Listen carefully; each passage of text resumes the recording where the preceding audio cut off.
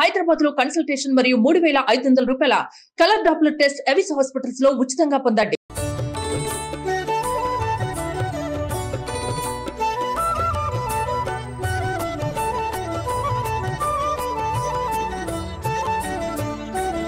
Suman TV presents mom's kitchen కి స్వాగతం. ప్రతిరోజు నేను రమ్మగారు ఈ దసరా నవరాత్రికి సంబంధించి ఒక్కొక్క రోజు అమ్మవారి అలంకరణ అలానే నైవేద్యాలు ఆ రోజు యొక్క విశిష్టతని మీ అందరికీ తెలియజేస్తున్నాం కదా. అయితే నైవేద్యాల్ని ప్రత్యేకించి వండి చూపించాలని మా ఉద్దేశంలో భాగంగా మామ్స్ కిచెన్ ని స్టార్ట్ చేశాం. మరి ఈ రోజు నుంచి ప్రతిరోజు ఉండే ఒక్కొక్క నైవేద్యాన్ని మీ అందరికీ పరిచయం చేస్తాం. వెల్కమ్ టు మామ్స్ కిచెన్ రమ్ గారు. Thank you very much. ఇవాళ నుంచి కొత్తగా వంట చేయబోతున్నాం. అవును రమ్ గారు, ఎప్పుడు మనం వంట ఎలా వండాలి, ఏమేమి వండాలి అనేది మాట్లాడుకునే వాళ్ళం కదా. ఈ రోజు వండి మరీ చూపిద్దాం ఇక నుంచి. మరి మొదటి రోజు నైవేద్యాలు మనం దానికి సంబంధించి ఒక వీడియో కూడా చేశామండి. అమ్మవారి అలంకరణ, ఆ రోజు విశిష్టత, ఇవన్నీ మన ఇద్దరం మాట్లాడుకున్నాం. నైవేద్యం గురించి ఒక్కసారి మాట్లాడుకుని స్టార్ట్ చేద్దాం రమ్ గారు. జనరల్ గా అన్ని చోట్ల తొలి నైవేద్యంగా కట్టె పొంగల్ చేస్తారు. కట్టె పొంగల్ అంటే మిరియం పొంగల్ అంటాం, పప్పు పొంగల్ అంటారు. ఊళ్ళల్లో పేర్లు మారిన పదార్థం ఒకటి. బియ్యము పెసరపప్పు కలిపి వండేది. అయితే దాన్ని 2 విధాలుగా చేయొచ్చు. అన్నం వండేసి పైన తాలింపు పెట్టే విధానం ఒకటి. మనం తాపీగా ఉన్నప్పుడు దాన్ని టిఫిన్ లాగా చేసుకునేటప్పుడు పైన తాలింపు కరకరలాడాలి, జీడిపప్పు పంటి కింద తగలాలి, ఉండాలని. అయితే మనం ప్రసాదంగా చేసుకునేటప్పుడు మనకు కొంచెం సమయాభావం ఉంటుంది. అంటే పూజ కదా గబగబా చేసుకోవాలి. అందుకని తాలింపు అన్నము ఒకేసారి చేసే విధానాన్ని చూపిద్దాం. తప్పకుండా అండి. కుక్కర్ పెట్టు. ఓకే. ఇది వరకు ఇత్తడి గిన్నెల్లో చేసుకునేవాళ్ళు. ఇత్తడి గిన్నె ఏం చేస్తాం, గిన్నె కాలబెట్టి దాంట్లో నూనె వేసి తిరగమాత సామాన్లు తాలింపు వేసేసి అప్పుడు నీళ్ళు పోసి బియ్యం వేసి పెట్టుకోవటం. అయితే ఇప్పుడు మనకి సులువైన విధానం ఏంటంటే కుక్కర్ 2 విజిల్స్లో అయిపోతుంది అనమాట. తొందరగా అయిపోతుంది, సులువుగా అవుతుంది. పదార్థం హడావిడిగా లేకుండా ఒకేసారి అయిపోయేటట్టుగా కొద్దిగా కుక్కర్ వేడి చేసి ఒక 2 స్పూన్లు లేదా 3 స్పూన్లు నెయ్యి వేసుకుంటే, నెయ్యి ఎంత వేస్తే పొంగలి అంత బాగుంటుంది. మామూలుగా నెయ్యి నూనె కలిపి వేసుకుంటారు. మనం పండక్కి కదా చేస్తున్నాము. నెయ్యి వేడెక్కింది కదా, మిరియాలు, ఎండుమిర్చి, తర్వాత జీడిపప్పు. ఓకే. ఒకవేళ మన ఇంట్లో పిల్లలు ఉండి తినరని అనుమానం ఉంటే మిరియాలను ఒక దెబ్బ కొట్టి వేస్తే చక్కగా తెలీదు.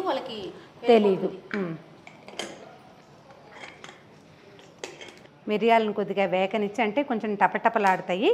మొహం మీద చిందకుండా మాత్రం జాగ్రత్త పడండి. కొద్దిగా మినపప్పు, ఇది కమ్మదనం కోసం, అంటే వాసన బాగుంటుంది.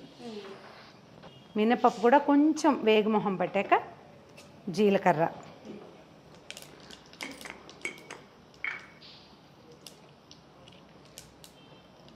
తర్వాత మన కారాన్ని అనుసరించి సాధారణంగా ఒక 2 మిరపకాయలు వేస్తే సరిపోతుంది. మనం మిరియాలు వేసాం కదా, అయినా కూడా ఎండుమిర్చి వేయాలి. వేస్తేనే బాగుంటుంది, వేస్తే బాగుంటుంది. ఎక్కువ తగలదు, అంత ఘాటుగా ఏముండదు. తర్వాత ఇది కొంచెం ఎర్రబడుతూ ఉండగానే మనం ఏం చేయొచ్చు, ఇందులో ఇంగువ ఈ పొంగలికి చాలా తప్పనిసరిగా వాడుకోవాలి. ఇంగువ వేసాక చిన్న చిన్న అల్లం ముక్కలు వేసి వేయించేసుకుని కొద్దిగా వేగాక జీడిపప్పు ముక్కలు వేసుకోవాలి. ఆ తర్వాత నీళ్ళు పోసేయటం, నీళ్ళు కొంచెం వేడెక్కగానే బియ్యం అవి వేసేసుకోవటం. తర్వాత కరివేపాకు. వాసనే వేరు, అద్భుతం. దాన్ని నచ్చిన వాళ్ళకి భలే ఉంటుంది. అంటే మనకి నచ్చాలి కదా టేస్ట్. అయితే ఇప్పుడు మనం ఎన్ని గ్లాసుల రైస్ ఎంత ఇది చేయదలుచుకున్నామో దాన్ని బట్టి అన్ని గ్లాసులకి 3 ఇంచుమించుగా మనం ఇప్పుడు ఒక గ్లాసు చేయదలుచుకున్నాం అనుకుందాం. తీసేయాలి. ఒక గ్లాసుకి 3 గ్లాసుల నీళ్ళు, 2 3 గ్లాసులు. ఇంకొక ½ గ్లాస్ వేద్దాము, ఎందుకంటే మనం పెసరపప్పు వేస్తాం కదా దానికోసమని. ఓకే. దాన్ని ఇంకేం చేయక్కర్లేదు, దాని దారిన అది కాగుతుంది. ఈ లోపల మనం బియ్యం పెసరపప్పు కలిపి కడిగేసుకుందాం. ఇప్పుడు మనం 3.5 గ్లాసులు నీళ్ళు పోసాం అంటే 1 గ్లాస్ కొలత మంది, ఒక 3/4 గ్లాసు బియ్యం, ఒక ½ గ్లాసు పెసరపప్పు అంతే అంతే. సరిగ్గా ఈ ఈ నీళ్ళకి సరిపోతుంది అనమాట. కొంచెం నెయ్యి వేసుకున్నాం, తాలింపు గింజలు వేసుకున్నాం, అందులో మిరియాలు, జీలకర్ర, ఇంకా మన టేస్ట్కి అనుసరించి ఇందులో వెల్లుల్లిపాయలు లాంటివి వేయము, వెల్లుల్లిపాయలు వేయం. అయితే మనం జీడిపప్పు వేసుకుంటాం. మామూలుగా మనం జీడిపప్పు వేయలేదు, నేను తెచ్చిపెట్టే కానీ మళ్ళీ వేయించి వేసుకోవాలి.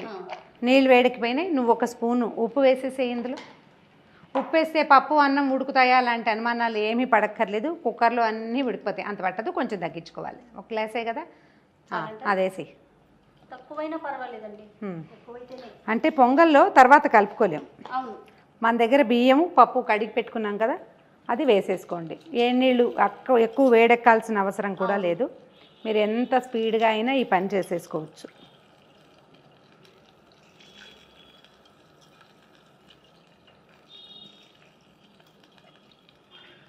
పెసరపప్పు పొంగల్ అంటే పెసరపప్పు ఒంటికి చలవ కదా రమ్మగారు. పెసరపప్పు అంటే ఇప్పుడు మనం దసరాల్లో పెట్టేది విశేషం ఏంటంటే, మనం అమ్మవారికి చాలా గట్టిగా శ్లోకాలు స్తోత్రాలు అన్నీ చదివి చేస్తాం కదా, ఆవిడకి చలవ చేయటం కోసమనే మనం ఇది నైవేద్యం పెడతాం. మూత పెట్టేసుకుందాము.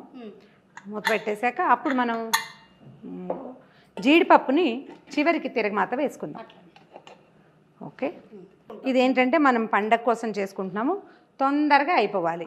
స్టవ్ ఇది వేడెక్కే లోపలే మీరు స్టీమ్ వచ్చేదాకా ఆగచ్చు, లేదా మన అలవాటు ప్రకారం పెట్టేస్తే ఒక 2 విజిల్స్ వచ్చాక 3వ విజిల్ వస్తూ ఉండగా ఆపేస్తే అన్నం మెత్తగా అయిపోతుంది. నీళ్ళు ఎక్కువ పోసాం కదా, మెత్తగా అవుతుంది. పూర్తిగా చల్లారాక కనుక మనం తీసుకుని దాన్ని ఒకసారి చక్కగా కలిపేసి ఒక స్పూన్ నెయ్యి వేసి దేవుడి దగ్గర పెట్టేసుకోవచ్చు. కానీ ఈ పద్ధతి బాగుంది రమ్మగారు, అంటే సింపుల్. రకరకాల నైవేద్యాలు చేయాలి ఆ రోజు, ఇంకా వేరే పూజ విధానం, పూజ గది సర్దుకోవటం, ఇలాంటి పనులన్నీ ఉంటాయి కదా, తొందరగా అయిపోతాయి. ఎక్కువ చేసుకోవడానికి ఒకసారి కుక్కర్ పెట్టేస్తే దాని దారిన అది అయిపోతుంది. ఒకవేళ మనం ఇత్తడి గిన్నెలో చేసుకున్నా కూడా, గిన్నెలో చేస్తాం, నేను చేస్తాను అట్లా. మనం ఇక్కడ కుక్కర్తో చేస్తాం, కానీ నేను ఇత్తడి గిన్నె పెడతాను.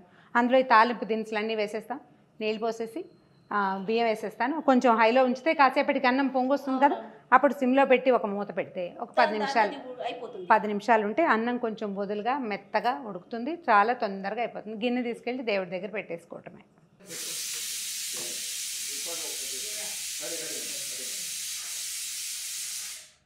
ఓకే, 2 విజిల్స్ చాలేమో, అంటే మనం క్వాంటిటీ కూడా తక్కువే వేసాం కదా. 2 విజిల్స్ సరిపోతుంది. 3వ విజిల్ వస్తుంది అనగానే ఆపేస్తే సరిపోతుంది.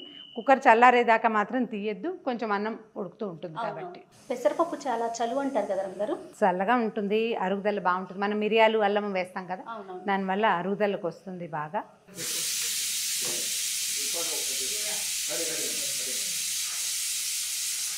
రెండు విజిల్స్ వచ్చేసినాయి చేయ. అవునండి. ఇంకొక విజిల్ రాకముందే మనం ఆపేసుకోవచ్చు.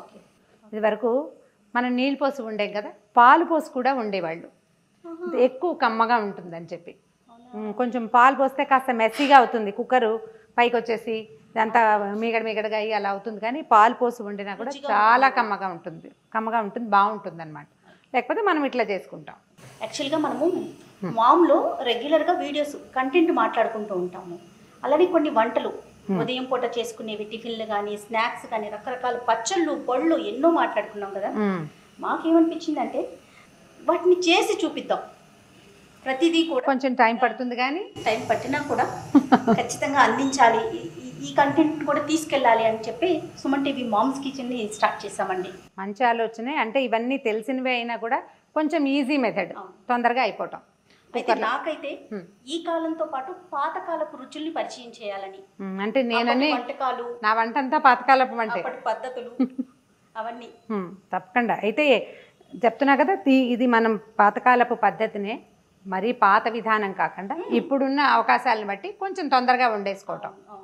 ఎందుకంటే మన ఇద్దరం మాట్లాడుకున్నప్పుడు చాలా మంది కామెంట్స్ పెడుతూ ఉంటారు, చేసి చూపిస్తే బాగుంటుంది, ప్రాక్టికల్గా అంటే ఎలా చెయ్యాలి అనేది ఒక వివరణగా ఉంటే వినే వాళ్ళకి చూసే వాళ్ళకి కూడా చాలా బాగుంటుంది కదా. అవును, ఇప్పుడు మనం పులగం అని చెప్తుంటాం ప్రతిసారి, పులగానికి కూడా ఇదే పంద. ఒక గ్లాస్ బియ్యానికి ఒక గుప్పెడు పెసరపప్పు, ఒక చిటికెడు ఉప్పు, కొంచెం ఒక చిటికెడు పసుపు వేస్తే అన్నం కాస్త రంగు మారుతుంది. అది కుక్కర్లో కూడా వండేసుకోవచ్చు, విడిగా వండినా పర్వాలేదు. కాకపోతే విడివిడిగా కలపకూడదు, రెండు కలిపి వండుకోవాలన్నమాట. కలిపి ఉండి అది కూడా మనం ఒక బెల్లం ముక్క, చిన్న నేచుక్క వేసి దాని మీద నైవేద్యం పెట్టేసుకోవచ్చు. ఇలా చేస్తే మనం పొంగల్లాగా, అంటే గుమగుమలాడుతూ ఉంటుంది కదా, ఒక రుచికరమైన పదార్థం. ఒట్టి అన్నం కాకుండా పులగంతో ఏంటంటే అది ఒట్టిగా తినరు, దానికి ఏదైనా ఒక ఆధారు కావాల్సి వస్తుంది. దీనికి ఆధారు అవసరం ఉండదు.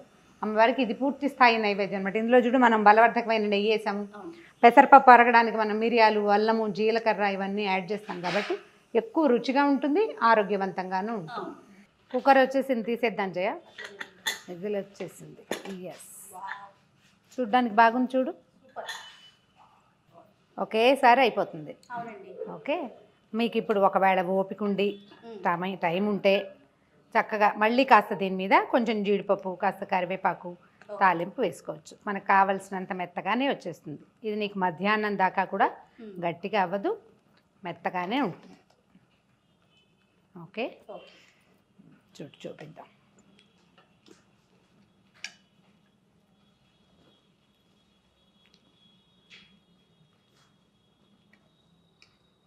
దేవాలయంలో పెడతారు చూడు, అట్లా వస్తుంది. ఒకవేళ మన దగ్గర ఉండే మరీ పాత బియ్యం అనుకో, అప్పుడు ఇంకా కొంచెం ఎక్కువ నీళ్ళు పోసుకోవాలి, నీళ్ళు ఎక్కువ పోసుకోవాలి.